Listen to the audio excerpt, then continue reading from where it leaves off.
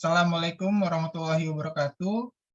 Pada kesempatan kali ini, kita kembali membahas mengenai pengendalian kualitas. Hari ini kita akan membahas tentang Statistical Process Control, atau kita singkat dengan SPC.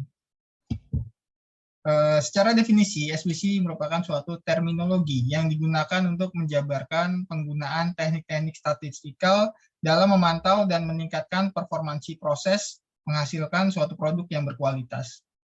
Suatu metodologi pengumpulan dan analisis data kualitas, serta penentuan dan interpretasi pengukuran-pengukuran yang menjelaskan tentang proses dalam suatu industri, untuk meningkatkan kualitas dari output guna memenuhi kebutuhan dan ekspektasi pelanggan. Arahnya adalah kepuasan pelanggan.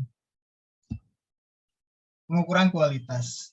Di sini ada pengukuran pada tingkat proses, ada pengukuran pada tingkat output, dan ada pengukuran terhadap tingkat outcome. Di mana pengukuran pada tingkat proses mengidentifikasi perilaku yang mengatur sikap langkah dalam proses dan menggunakan ukuran-ukuran untuk mengendalikan operasi serta memperkirakan output yang akan dihasilkan sebelum output itu diserahkan ke pelanggan. Pengukuran pada tingkat output. Pengukuran karakteristik output yang dihasilkan dibandingkan terhadap spesifikasi karakteristik dari pelanggan. Contohnya ada banyaknya unit yang tidak sesuai dengan spesifikasi. Lalu ada pengukuran terhadap tingkat outcome. Tingkat tertinggi dalam pengukuran performansi kualitas. Contohnya banyaknya keluhan pada pelanggan yang diterima. Tingkat ketepatan waktu penyerahan produk.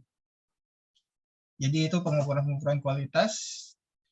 Selanjutnya di sini ada statistical tools, atau kita sebut dengan 7 tools.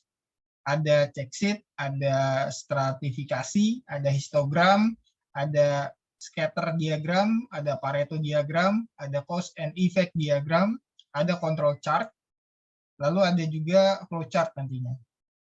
Nanti kita akan bahas satu persatu semuanya agar bisa dipahami dan bisa diaplikasikan. Di sini manajemen berdasarkan data. Ada 3 kata-kata di sini yang cukup menarik. Kita tidak mengetahui apa yang kita tidak tahu. Itu cukup jelas. Kita tidak bertindak terhadap apa yang kita tidak tahu. Itu pasti. Yang terakhir, kita tidak tahu sampai kita mencari tahu. Sehingga bisa dikatakan mengukur adalah untuk mengerti atau memahami. Jadi ketika kita ada di suatu industri, maka kita harus benar-benar memahami sehingga kita bisa mengetahui, mengukur, dan nantinya akan mendapatkan kualitas yang baik. Nah, di sini ada masalah. Apa itu masalah? Jurang antara kondisi saat ini dan kondisi yang diinginkan atau yang ideal atau tujuannya. Di sini kita bisa lihat ada ideal situasi. Jadi idealnya berapa sih? Nah, ketika kita bicara idealnya berapa, di sini ada present level. Nah, present level ke kondisi ideal itu ada gap di sana, ada problem. Di sana ada problem, ada ideal dikurang sama present. Jadi berapa sih jaraknya? Sehingga nanti kita bisa mengukur berapa yang harus kita lakukan untuk mendapatkan yang ideal. Di sini kita akan membahas juga tentang mencari penyebab permasalahan. Yang pertama, jangan langsung terjun ke solusi, hanya berdasarkan gejala. Jadi ada gejala langsung ke solusi, jangan. Yang pertama dilakukan adalah ada problem. Ada problem, lalu selesaikan masalah. Lalu setelah selesaikan masalah, gejala masalahnya dihilangkan, baru problem solve. Yang berikutnya, marilah kita cari masalah sebenarnya. Jadi ada problem, lalu kita lakukan identifikasi penyebab permasalahannya, diidentifikasi dulu.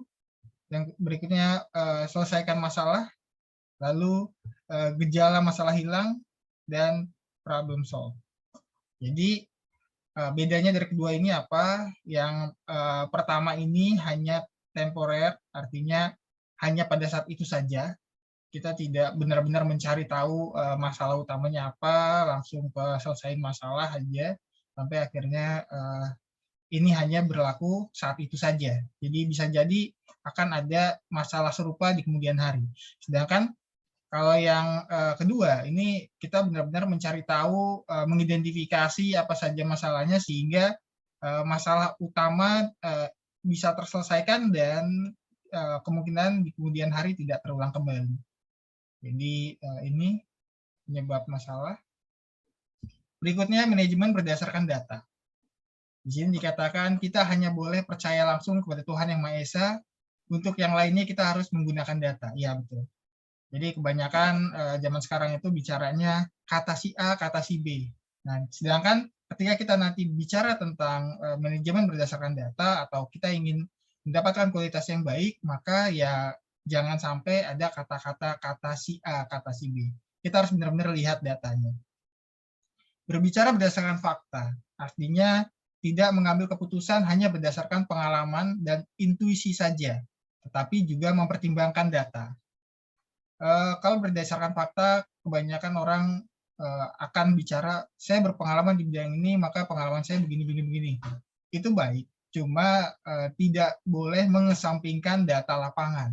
Karena data-data yang akan disajikan tersebut akan menunjukkan fakta-fakta yang bisa jadi ini fakta baru yang tidak bisa disamakan dengan pengalaman orang tersebut yang pernah ia alami.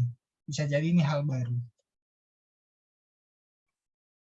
Lalu di sini ada contoh dari quality improvement storyboard. Di sini ada 6. Nanti ada hal-hal yang perlu kita lihat. Bagaimana kita menentukan strateginya.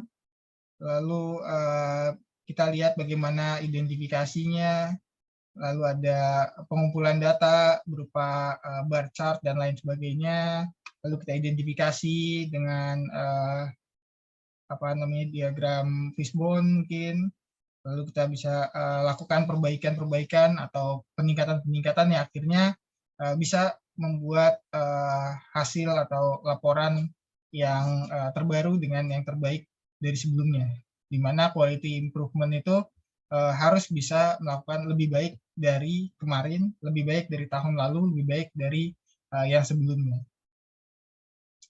Lalu di sini ada contoh dari student evaluasi form. Jadi di sini semacam kayak form poin sangat baik sampai dengan sangat buruk.